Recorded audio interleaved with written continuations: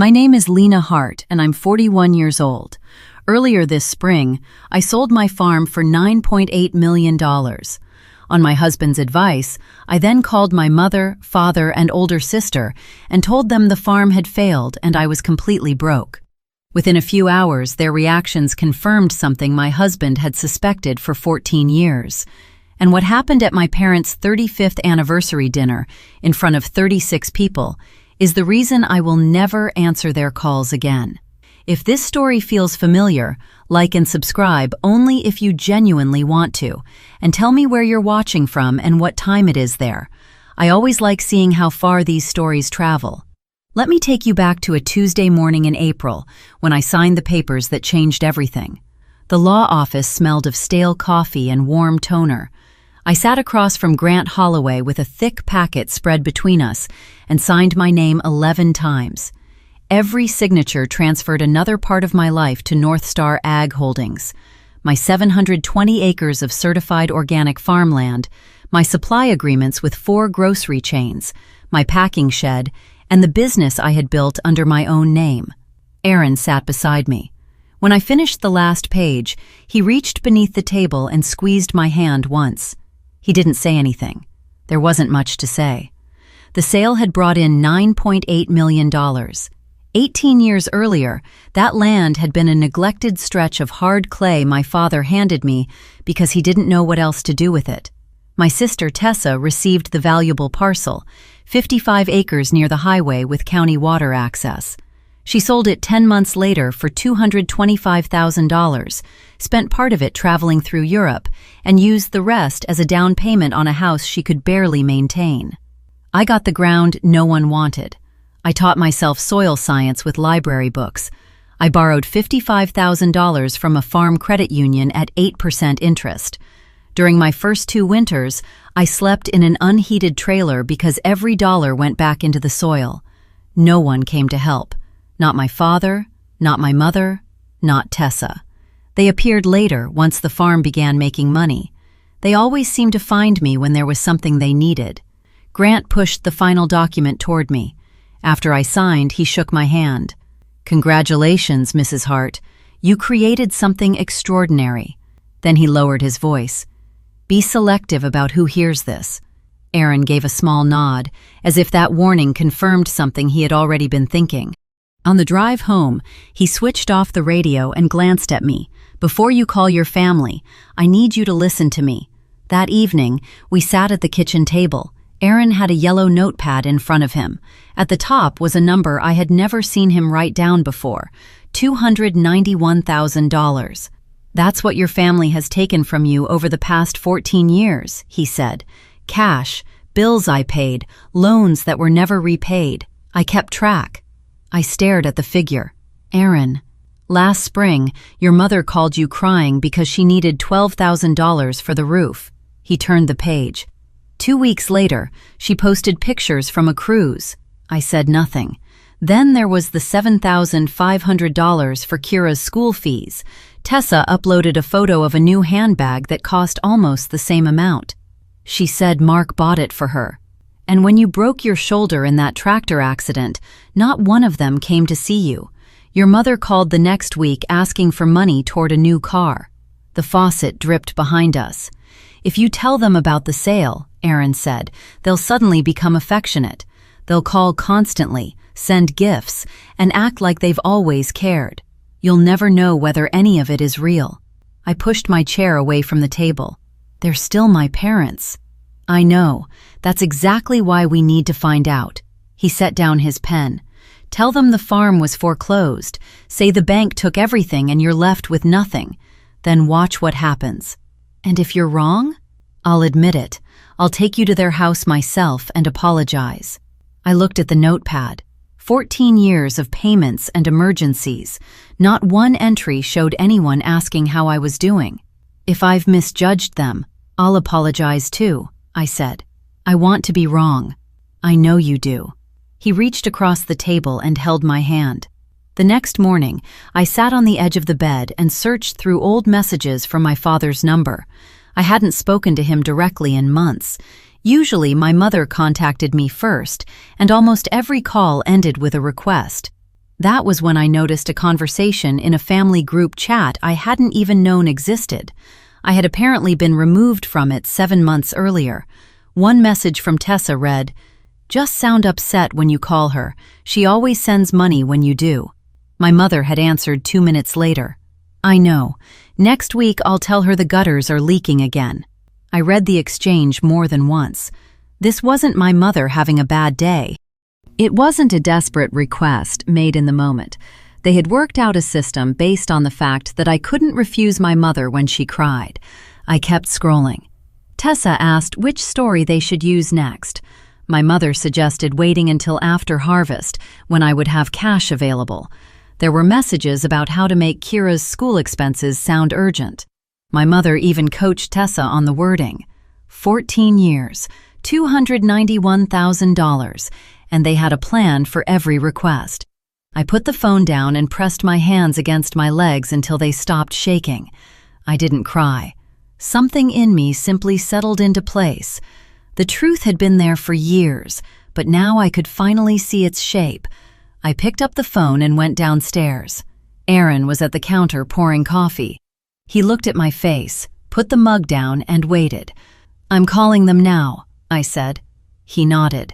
"I called my mother first." She answered quickly. "Lena, I was just about to call you." Her voice was sweet, the way it always became when she was preparing to ask for something. "Mom, I need to tell you what happened." I swallowed. The bank took the farm.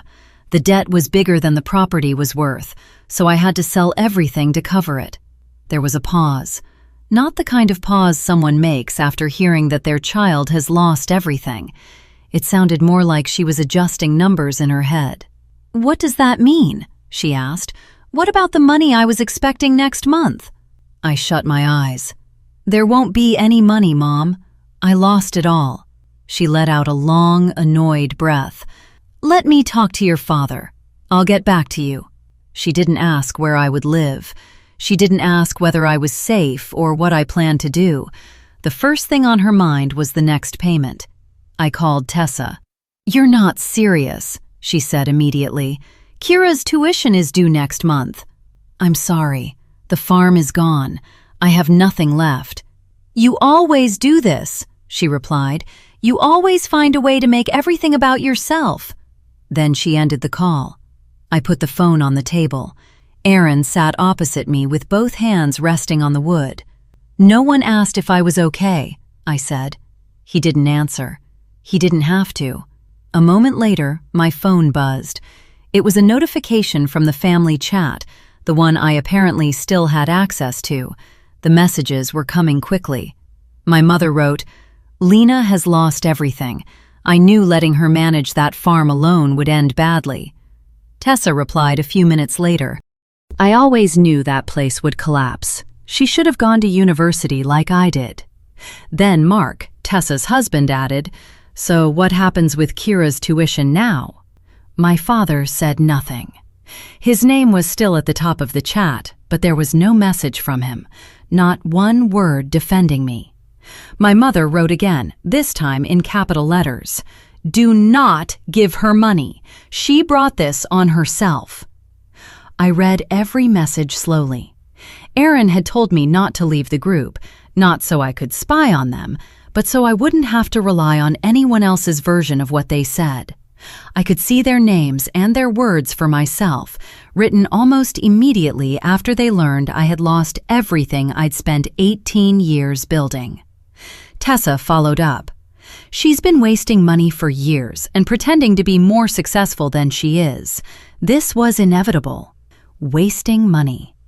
I thought about the $7,500 I had sent for Kira's school fees 2 months earlier, the $12,000 for the roof, all the money that had kept Tessa in leased cars and my mother renovating her kitchen. I took screenshots of the conversation. I wasn't planning revenge. I needed evidence that I hadn't imagined the whole thing. I needed to know the messages were real. Aaron came over and read the screen. He placed his hand against my back but said nothing. There was nothing left to add. The following afternoon, my mother called again. Her voice was cautious and controlled, the tone she used when she had already decided someone else was to blame. "Sweetheart, about the anniversary dinner next Saturday." "What about it?"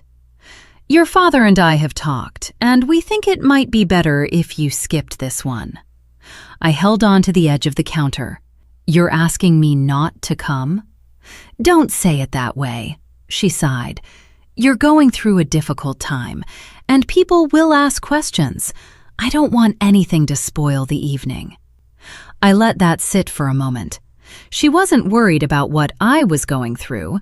She was worried that my supposed failure would embarrass her in front of the guests at the Copper Elm. Someone might whisper that I had lost the farm, and the image of the perfect Bennett family would suffer. "I understand," I said. "It's only one dinner, Lena. We can do something privately afterward. Just the family." Just the family. The words no longer felt comforting. They sounded empty. Aaron was standing in the doorway. I had the call on speaker, so he had heard everything. He took a small notebook from his pocket and wrote down the date, the time, and what my mother had said. I ended the call and placed the phone on the counter. For the first time, I didn't cry after speaking with my mother. There simply weren't any tears left. I looked at Aaron. "I'm going to that dinner." He studied my face and nodded. "I know." 2 days before the dinner, Tessa arrived at my house without calling first. I was washing dishes when I saw her car come up the gravel drive.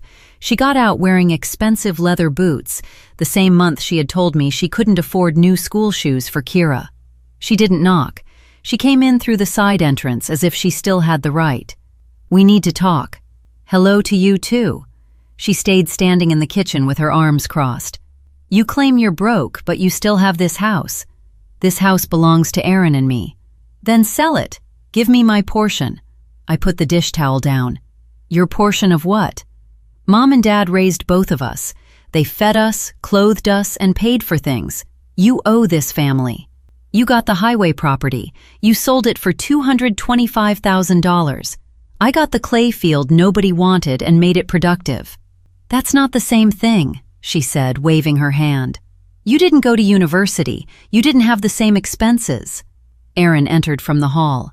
"Tessa, Lena has answered you. Please leave." Tessa turned toward him. "This is a family issue. You don't get to decide anything." "She's my family," Aaron replied, and she said no. For a moment, no one spoke. Tessa turned back to me. "Mom and Dad think you're hiding money somewhere." There it was. They hadn't come to ask how I was surviving. They had come to accuse me. Tessa walked out without another word. The screen door slammed behind her. I listened to her car disappear down the driveway before moving. That evening, my father called. He sounded exhausted, but not concerned. It was the tired voice of someone dealing with an inconvenience. "Lena, Tessa says you refused to help her." "Dad, I told you I lost everything." "Your mother is very upset." I gripped the phone. "I lost my farm. I told you I'm bankrupt, and you're calling because Tessa is upset?" He went quiet. I could hear him trying to find the safest thing to say, the sentence that would keep the peace he had spent his life protecting. "You know how your mother can be," he finally said. "When I broke my shoulder, did you come to see me?" The silence lasted. "I'm asking you a simple question, Dad." He hung up. The next morning, I went to Harrison's Market. In the cereal aisle, I ran into Brenda Cole, my mother's closest friend from church. She tilted her head in the familiar way people do when they've already heard a story about you from someone else. "Lena, dear, your mother told me. I'm so sorry." "She told you?" "She only said the farm situation had become difficult. She's very concerned." My mother was not concerned. She was spreading a version of events. By the time I got home, 3 neighbors had sent messages. Each one began with some form of, "I heard from your mother." She had told people I had gone broke because of reckless decisions, because I refused to listen to my family, and because I was too proud to ask for help. She wasn't only cutting me off, she was encouraging everyone else to do the same. This wasn't simple carelessness, it was organized. That afternoon, Evelyn Price came to my house carrying a pie. She was 72, a retired teacher who had lived 2 houses away since before I was born. She had taught generations of children in Fairhaven and was still in touch with many of them. Evelyn found me sitting on the porch, looking toward the fence line that had once marked the edge of my farm. I didn't bother pretending my eyes weren't red. "I brought you something," she said, placing the pie on the railing. Then she sat down beside me. I told her everything: the sale, Aaron's test, the phone calls, the messages, the dinner, and the rumors at the market. She let me finish without interrupting. When I was done, she looked across the yard for a long time. "I've watched your mother borrow from you for nearly 2 decades, she said. "I saw Tessa driving a new car while you kept that old tractor running with wire and spare parts.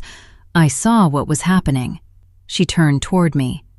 I didn't say anything because I thought it wasn't my place, but no one else can decide where your limits are. That has to come from you. I wiped my face. "Are you going to the anniversary dinner?" Evelyn picked up the pie plate and brushed away a crumb. "I'll be there. Table 2, near the front." She touched my shoulder as she stood. At the bottom of the steps, she turned around. "Whatever you decide, you won't be alone." I believed her. Evelyn was the only person in my life who had never asked me for anything. Thursday evening, while I was feeding the chickens, the only animals I kept after the sale, my phone rang. It was Tessa. I almost let it go to voicemail, but something told me to answer. "Hi," she said. Her voice was soft, almost gentle. I hadn't heard that version of her in years. "I've been thinking about how I acted when I came over." "Okay." "I shouldn't have shown up like that. You're already dealing with enough, and I made the conversation about me." I waited. She didn't really apologize. She used enough careful words to make it sound like one. "I spoke with Mom," she continued. "She agrees that you should come Saturday." "Mom told me not to come." "I know, that was unfair, but it's their anniversary, and families should be together." Something in her delivery felt practiced. "Just don't bring up the financial situation," she added. "Mom and Dad are already under enough stress." "I wasn't planning to." "Good. So you'll come?" "I'll be there." After I ended the call, I stood watching the chickens peck at the feed. When I returned to the porch, Aaron was sitting in a chair. I told him what Tessa had said. He leaned forward. "Tessa doesn't suddenly become kind without a reason. Maybe she regrets what she did." He looked at me but didn't argue. We had been married for 13 years. I knew what that look meant. Why did Tessa need me at that dinner? The question followed me to bed. Saturday morning, I sat at the kitchen table searching old emails for a farm supply receipt. That was when I found a forwarded message from my father to my mother, dated 5 months earlier. I had skimmed past it when it first arrived, buried beneath messages about seed orders and equipment invoices. This time, I opened it. It was an inquiry from North Star Ag Holdings to the Riverton County Property Office. They were looking for large agricultural parcels with organic certification and established distribution agreements. The note had been sent to my father by a friend in the county assessor's office. "Thought you'd want to know. A major buyer may be looking at Lena's property." My father had forwarded the message to my mother. There was no explanation and no reply. They had known someone was interested in buying my farm for life-changing money. They said nothing. They continued asking me for help and kept their system going because they knew that if I sold the land and became wealthy, I might stop being their source of money. I sat at the table until my coffee went cold. Then I saved screenshots of the email chain beside the family chat and my records of every payment. I went upstairs and dressed simply, a dark shirt, clean jeans, and my good boots. Aaron put on a gray jacket and looked at me through the mirror. "Are you ready?" I checked my purse. The sale receipt from North Star was still folded inside. I hadn't planned to bring it, but I wasn't leaving it behind. "Let's go." The drive to the Copper Elm took about 10 minutes. Aaron kept the radio off. We crossed the old bridge and turned toward downtown Fairhaven. "What do you want to do once we get there?" he asked. "Nothing. I want to be present. And if they create a problem, then I'll deal with it. I'm not going there to start a fight, but I won't pretend everything is fine anymore." He nodded. The Copper Elm occupied the corner of Pine Street and 2nd Avenue. It was a brick restaurant with a private dining room that seemed to host every important gathering in town. My phone buzzed. It was Evelyn. "I'm here, sweetheart. Table 2. Brenda is beside me and Carmen is on my other side. I'll be here." I sent her a heart. Aaron parked. Through the front window I could see white tablecloths, arrangements on the tables, and my mother moving around in her best dress, laughing with one hand resting on a guest's shoulder. She looked completely at ease. Tessa stood near a small platform with a microphone. Mark was beside her, adjusting his cuffs. I checked my purse again, my phone, the screenshots, and the receipt. Aaron turned off the engine. "Whatever happens inside, I'm staying with you." We walked toward the entrance. Sitting in that car, watching my mother smile for everyone inside, I thought about the people listening to me now. If your family only remembers you when they need something and forgets you when you need support, you're not imagining it. You're not irrational for noticing the pattern. If this story feels close to your own life, subscribe, not because you owe me anything, but so you remember that you aren't the only person dealing with this. Now let me tell you what happened after I opened that door. The private room was crowded and warm. 36 guests filled the tables, neighbors, church friends, former co-workers of my father from the agricultural cooperative, and women who had played cards with my mother for years. Small lamps sat on the tables, and a banner across the back wall read, 35 years, Walter and Celia. My mother noticed me first. Her smile faltered for a moment before she quickly replaced it with a welcoming expression. She leaned toward Tessa and whispered something. Tessa answered. I could read her lips. "I told you she was coming." My mother crossed the room with her arms open. "Lena, you came! How wonderful!" She hugged me. Her hands were stiff against my back. "Hi, Mom." "You look lovely. Find a seat anywhere." Aaron and I chose a table near the window. Evelyn sat 2 tables away at table 2 with Brenda and Carmen. She caught my eye and gave me one brief nod. The room carried on around us. I recognized nearly everyone there. These were people who had watched me grow up, bought vegetables from my roadside stand, and waved when they passed me on the county roads. They also knew I had supposedly gone bankrupt because my mother had told them. People glanced toward me and then looked away. Their sympathy stayed at a safe distance. Apart from an older couple I barely knew, no one joined our table. Aaron squeezed my hand beneath the tablecloth. "Stay steady," he murmured. A few minutes later, Tessa stepped onto the platform and tapped the microphone. Mark looked across the room and gave her a signal. My mother took the microphone from her and moved to the center. She held a note card, although she clearly knew what she wanted to say.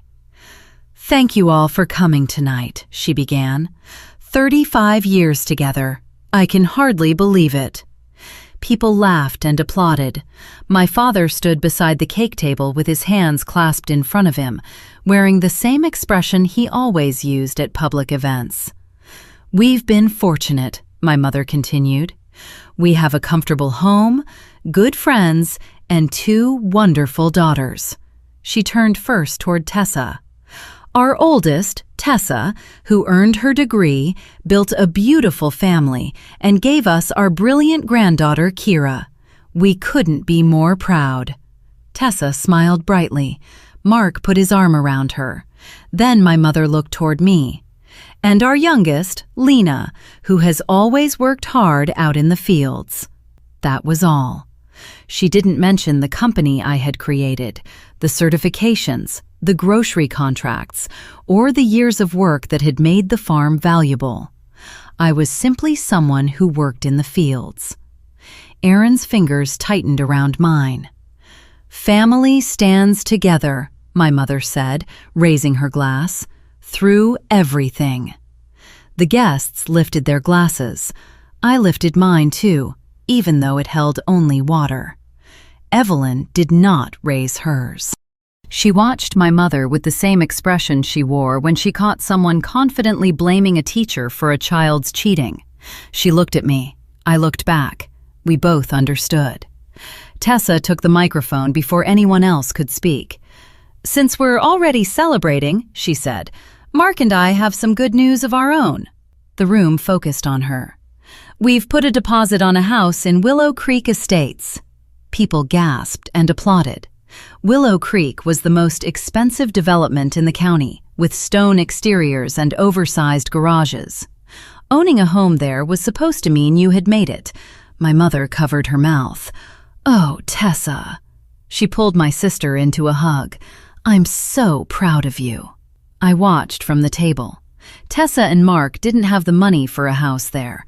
Mark managed a building supply store, and they had been leasing their car for 2 years.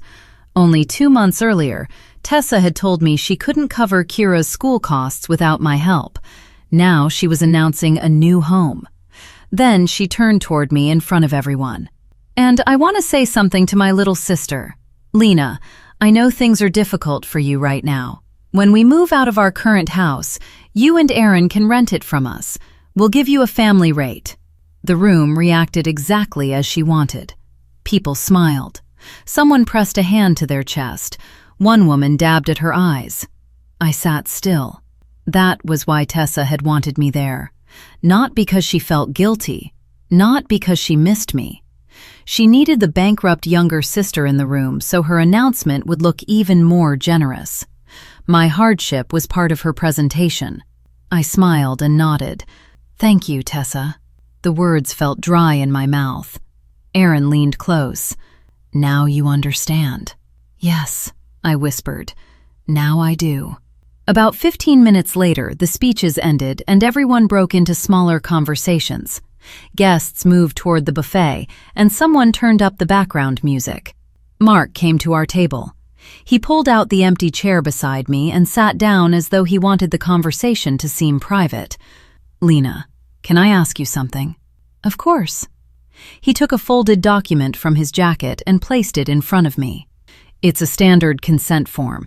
Tessa needs both daughters to sign so your parents' house can be used as additional collateral for our mortgage. Your parents have already signed." I unfolded the paper. The letterhead belonged to Cedar Valley Mortgage. It authorized the use of 9 Hawthorne Street, my parents' home, as security for a residential loan. Walter and Celia's signatures were already at the bottom. Mine was the only blank line.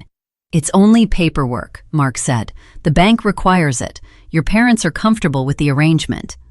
I looked at the fresh ink. That was the reason Tessa had called me Thursday. That was why I had suddenly been welcomed back into the dinner. Not reconciliation, not love. They needed my signature to finance a house they couldn't afford, using my parents' home as leverage. I looked at Aaron. His expression didn't change. The room continued around us, laughter, dishes, conversations about my father's retirement and the anniversary cake. I picked up the document and stood. The nearby conversations began to fade. I laid the form open on the table where the people closest to us could see the lender's name. "My signature is not going on this." Tessa crossed the room almost immediately. "What are you talking about?" "I'm not signing anything that puts Mom and Dad's house at risk." "It's just a technical requirement. We already told you." "You told me I could rent your old house. You never said you were asking me to guarantee your mortgage." My voice carried farther than I expected. "You brought me here because you needed my name on a loan." The tables closest to us went quiet. My mother came over from the buffet, and the smile had disappeared from her face. "Lena, don't embarrass us. Just help your sister. Last week you told me not to attend because my problems might spoil your evening." I kept my voice even. "Now I'm welcome because Tessa needs my signature. Which am I to you? Family or a piece of paperwork?" The question spread through the room. Tessa stepped toward me. "You've always been selfish." My father stood. His chair scraped loudly against the floor. "Lena," he said, his voice strained, Please don't upset your mother." I turned toward him.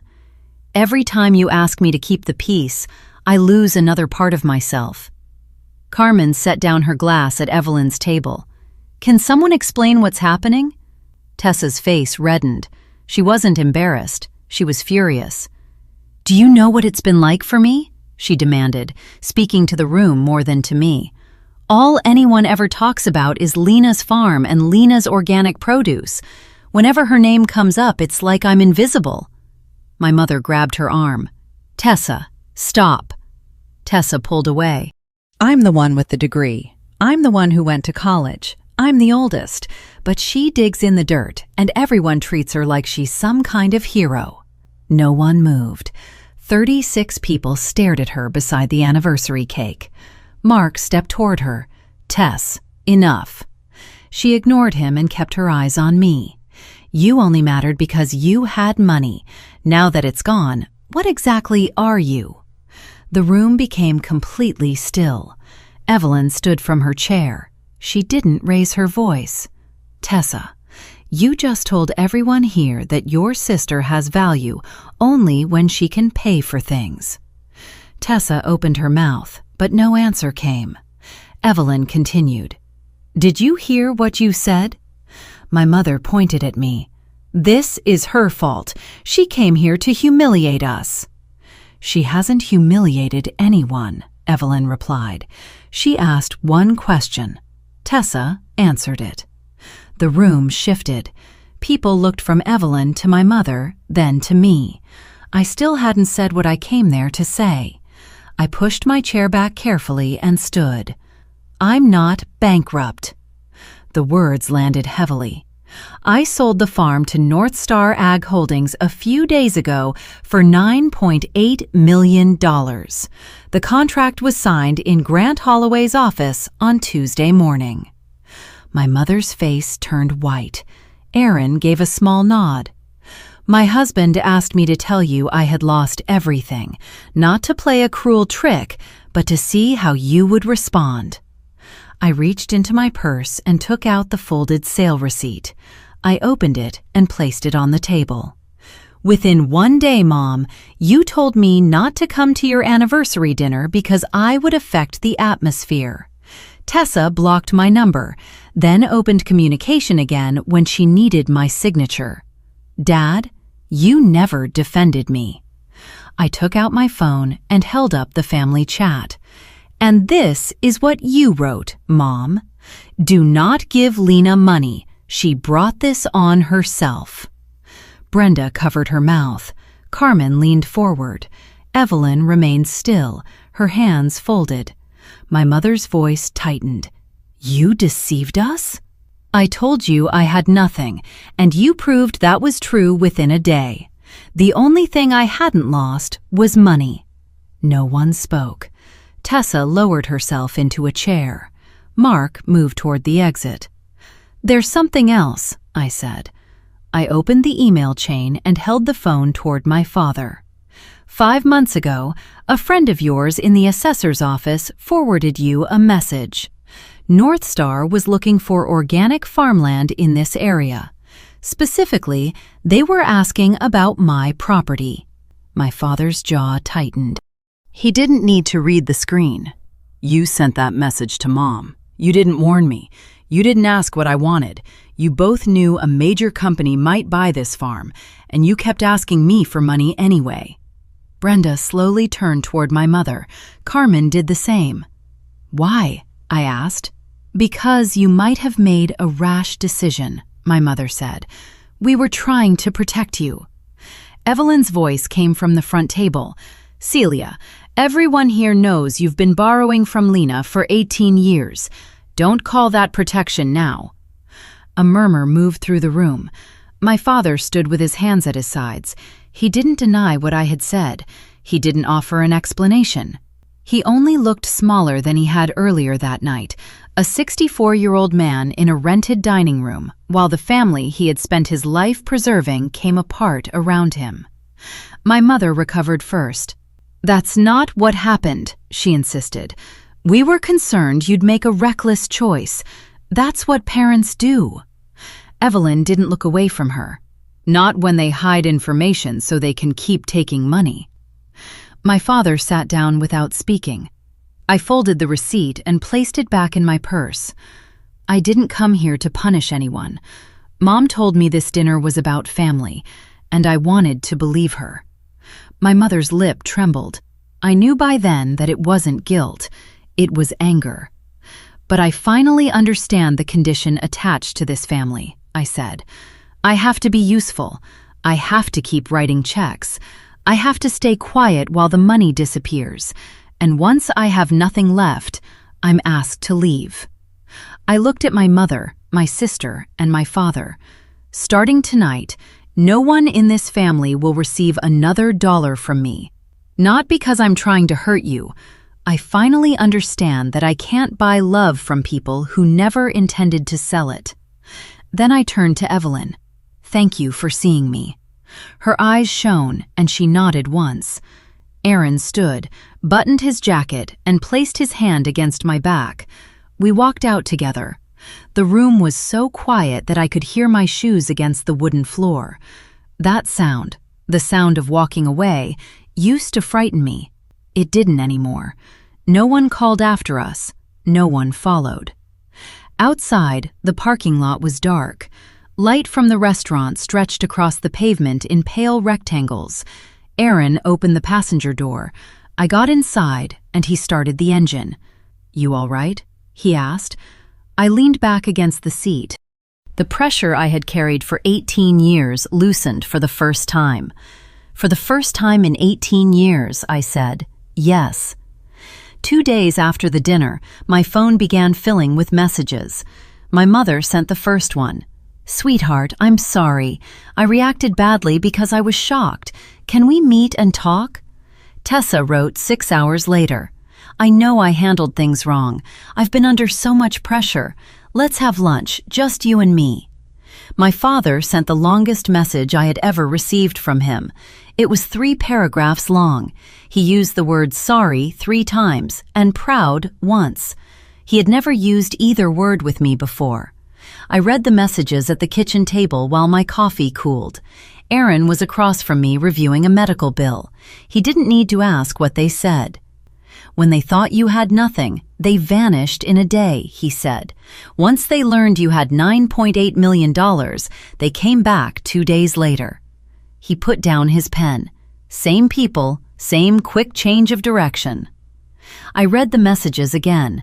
The apologies were polished and carefully written.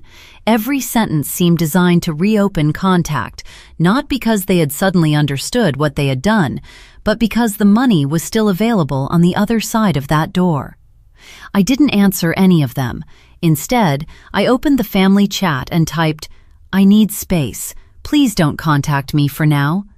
Then I muted the conversation and placed the phone face down. Aaron looked up.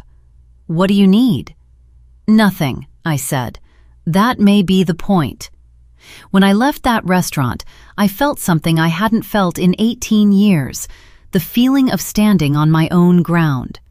If you're still listening, you may know exactly what that means. Some of you are in the middle of this right now. A boundary is not betrayal. Sometimes it is how you survive. If you haven't subscribed, you can do that now. And tell me in the comments, have you ever been treated like your family's personal ATM? The next part was something none of us expected. Without my signature, Tessa and Mark's mortgage collapsed. Cedar Valley Mortgage rejected the application before the week was over. The $32,000 deposit on the Willow Creek house had been borrowed through a line of credit they couldn't really afford. It was non-refundable. The development sent them a formal notice, then put the house back on the market. Someone else would eventually move into the stone house with the oversized garage. 2 days later, Mark found the credit card statement. Tessa had taken an $18,000 cash advance to cover part of the deposit. She hadn't told him. She had hidden the balance behind minimum automatic payments, hoping the mortgage would close before he noticed. I heard about it from Evelyn, who heard it from Brenda, who heard it from Carmen, whose brother lived near Mark's family. In Fairhaven, news traveled quickly. Mark moved into the guest room. Tessa withdrew Kira from Northview Academy because the tuition no longer had a source. The following Monday, Kira started at Fairhaven Secondary. She was quiet and overwhelmed. That part made me feel sick. Kira hadn't done anything wrong. The anniversary dinner became the main subject of conversation in town, not because people were being cruel. Fairhaven wasn't a cruel place.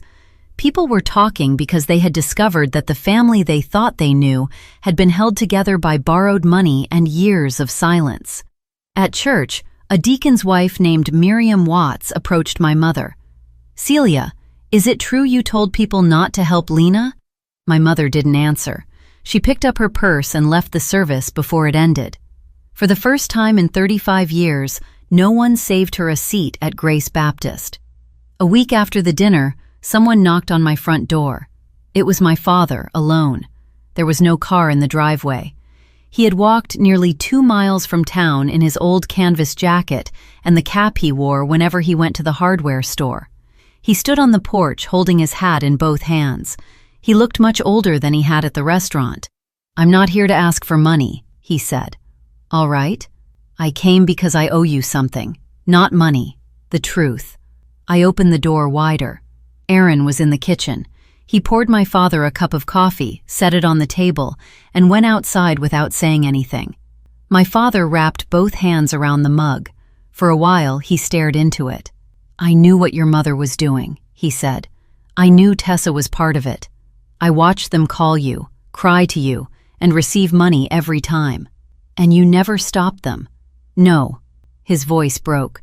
"I was afraid of your mother. I was afraid of the arguments. I thought if I stayed quiet, I could keep the family together. It came apart years ago, Dad. You just refused to face it." He nodded and wiped his eyes with the back of his hand. "I gave you the bad land on purpose," he said. I looked at him. "Not because I didn't love you. I thought you were strong enough to make something out of it. You were. You did exactly that." He looked down at the coffee. "But I was too afraid to stand up for you when you needed me." I sat across from him. "I love you, Dad, but I'm not going back to being remembered only when someone needs something." "I understand." He finished his coffee, put the mug in the sink, and walked back outside. The following Tuesday, Aaron and I met with Mara Ellison, a trust and estate attorney 3 counties away. She was practical, direct, and very clear about every part of the process. We established an irrevocable trust and placed the $9.8 million inside it. Aaron and I became the only trustees and beneficiaries. No one else could access the funds or petition for them. Mara sent formal letters to my mother, father, and Tessa. The message was simple. Future requests for financial assistance would not be considered. This was not meant as punishment. It was a boundary. My mother called Mara's office the same day the letter arrived. The paralegal told her there was no information to provide. My mother called twice more. She was polite the first time and less polite the second. On the third call, the paralegal said, "Mrs. Bennett, there is nothing else I can discuss with you." Then she ended the call. That night, Tessa sent me a long message. It moved back and forth between regret and blame. "I'm sorry," appeared beside, "you ruined this family." "I know I was wrong," was followed by, "You need to understand what I was dealing with." It ended with, "I hope you can live with what you've done." I read it once and put the phone away. Aaron found me sitting on the porch with a blanket around my shoulders. "Tessa says I destroyed the family," I told him. He sat beside me. "You didn't destroy it. You stopped repairing damage they kept causing." We stayed there until it got too cold to remain outside. That night, I slept until morning. Fairhaven had about 3,200 residents. Secrets didn't stay private for long. People discussed the anniversary dinner at the cafe, the post office, church, and the stands during Fairhaven basketball games.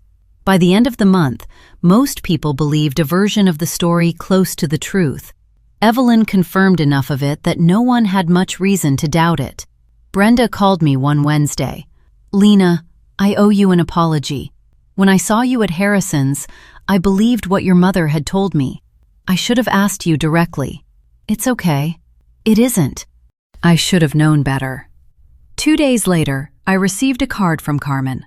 There was no money inside, only a short note. Proud of you, Lena. Your grandmother would be proud too. I put it on the refrigerator. The next Sunday, Pastor Samuel spoke about loving people while still refusing their harmful demands. He talked about the difference between generosity and allowing yourself to be consumed. He never mentioned any names. My mother sat in the back pew with her arms folded and left before the closing hymn. Tessa and Mark officially canceled the Willow Creek purchase. Kira stayed at the public school. Mark continued sleeping in the guest room. Tessa's social media went quiet. There were no more photos of expensive bags or restaurant visits. My mother tried to keep the old story alive. Lena has all that money and won't help her own family. But it didn't work the way it once had. People had heard Tessa say that I had no value without money. They had seen Evelyn stand up for me. The performance no longer held together. For 18 years, people had either pitied me or overlooked me. Now they treated me differently. Not with admiration exactly, with respect. I hadn't asked for it. I had simply stopped pretending. About a month after the dinner, my mother sent her final attempt. The message arrived at 10:55 p.m. Lena, I've been having chest pains. I may need to go to the hospital. I thought you should know. I stared at the phone in the dark. Aaron was asleep beside me. For one brief moment, I was young again, standing inside that freezing trailer, hearing my mother's voice on the phone and believing I had to respond immediately. I wanted to call her. I wanted to drive over. I wanted to be the daughter who dropped everything and never questioned anything. Instead, I called the front desk at Fairhaven County Hospital. I gave the clerk my mother's name. She checked the system. We don't have anyone by that name here. Thank you. I ended the call and sat there for a while. It was the health scare, the threat that skipped over reason and went straight to guilt. My mother knew exactly how to use it. I typed a response. Mom, if you are truly ill, I will help with medical care. I won't send cash, and I will verify the situation first. The message showed as read. She never replied. There was nothing left to say, because the tactic only worked if I reacted before checking the facts. I put the phone on the nightstand and lay back down. My hands were steady. My chest was calm. I was exhausted, but it was no longer the exhaustion of constantly giving myself away. It was the tiredness that comes after finally finishing something. I fell asleep. A few days later, an envelope arrived. The address was written in the careful handwriting of a young girl. There was no return address, but I recognized the pale yellow stationery. Kira had chosen it the previous year when I took her school shopping. I opened it at the kitchen table. Dear Aunt Lena, I don't understand everything that happened between you and Mom. Nobody tells me the whole story, and I think they're afraid I'll take someone's side. I'm not choosing sides. I just wanted you to know that I miss you. You always told me I was smart enough to do important things. Mom doesn't really say things like that. You do. I'm sorry for whatever Mom did. I know she isn't always kind. Love, Kira. I read the letter 3 times, then I folded it, held it against my chest, and cried. It wasn't the helpless crying I had done earlier. It came from being seen by someone who wanted nothing from me. That afternoon, I wrote back, Dear Kira, I love you, and I will always care about you, but I need some distance from your mother right now, and that is something she and I have to resolve ourselves. None of this is your fault. Don't ever let anyone tell you that it is. Afterward, I called Mara Ellison and asked her to create a restricted education fund for Kira. I placed $40,000 in the trust, available only for tuition and school expenses. Tessa had no access to it. Aaron reviewed the papers that evening and signed his portion without hesitation. She's a good kid, he said. That was all either of us needed to say. 5 months later, Aaron and I bought 160 acres in Ashe County, about 22 miles east of Fairhaven. The land wasn't as flat or as rich as my former farm, but it was healthy. Clay loam covered limestone, and a spring-fed creek ran along the western boundary. It was land that rewarded patience. This time we built something smaller. No supermarket contracts and no packing facility. We planted 28 acres of mixed vegetables, added a small orchard, opened a roadside stand, and kept enough chickens to supply Evelyn with eggs. Every Saturday, Evelyn drove out with a pie. She sat on our porch, which Aaron built himself from lumber salvaged from an old shed, and we drank iced tea while talking about ordinary things. Sometimes she brought her friend Nora, who taught quilting at the community center. Sometimes Evelyn came alone, and we sat without speaking while the young apple trees moved in the wind. I also joined a support group in the next town. It was made up of women who understood what it meant to be treated like the family's bank account. We met every other Tuesday in the basement of a small church. No one used last names. The coffee was awful, but it was the safest room I had ever known. Tessa never contacted me again. My mother sent messages on Easter and Thanksgiving. They always sounded religious and affectionate on the surface, but each one carried the same hidden accusation. "Praying for you every day, sweetheart." I didn't answer. My father sent a winter card with 3 handwritten sentences. "Happy holidays, Lena. I think about you often. Love, Dad." There was no request and no guilt attached to it. I kept the card beside Carmen's note on the refrigerator. The boundary remained. The quiet remained too. I used to believe quiet meant something was missing. Now I understood that it could also mean a life finally belonged to the person living it. I want to speak directly to you for a moment.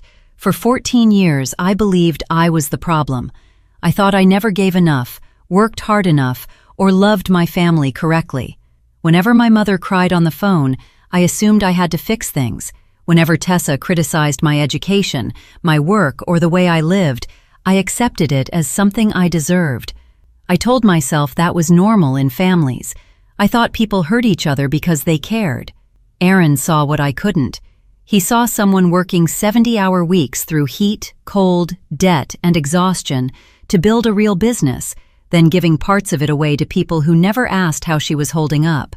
He didn't say that to wound me. He said it because he loved me enough to tell me the truth. I'm not telling you this so you'll feel sorry for me. I'm telling you because some of you are sitting where I sat, at a kitchen table, staring at messages from relatives who only appear when they need money, wondering whether you're imagining the way they use you. You aren't imagining it. You aren't selfish or ungrateful. A boundary doesn't mean you stopped loving someone. It means you finally included yourself in that love. If your family treats you like an account with a pulse, that is their decision. You are allowed to make a different one. I did. It cost me my mother's approval, my sister's presence, and the father I had hoped he would become. But it gave me my life back. I would make the same choice again. One morning, I stood beside the chicken coop at the new farm with a mug of coffee. Mist rested over the orchard. The hens were arguing over a patch of clover. Aaron had rebuilt the coop from salvaged wood. It leaned slightly to one side, and we joked that the angle gave it personality. The screen door creaked behind me. Aaron crossed the yard in his socks, carrying his own coffee, and stood beside me. Neither of us spoke. We didn't have to. My phone vibrated in my back pocket. It was a message from Kira. "Aunt Lena, I got into the science program with a full scholarship. Thank you. Thank you." I smiled before turning the phone toward Aaron. He read the message and smiled too. I looked across the 160 acres. It was smaller than the farm I had sold. There were no supermarket contracts, no North Star partnership, and no articles about my business. There was only good land, carefully tended, and a creek that belonged to no one. Every acre was mine because I had chosen it, because I had earned it, because I had walked away from the people who wanted to take it and toward the life I wanted to protect. My name is Lena Hart. I'm 41 years old, and for the first time, I don't owe anyone anything, not money, not obedience, and not an explanation. The mist lifted as the sun came up. The hens settled down. It was a good morning. That's my story. If any part of it sounded familiar, thank you for staying until the end. Tell me in the comments what boundary you have set, or which one you wish you could set. I read every comment, and if you want more real stories about people choosing themselves, take a look at the videos in the description. Subscribe if you haven't already, and remember this: you are not your family's ATM. You deserve to be treated as an equal.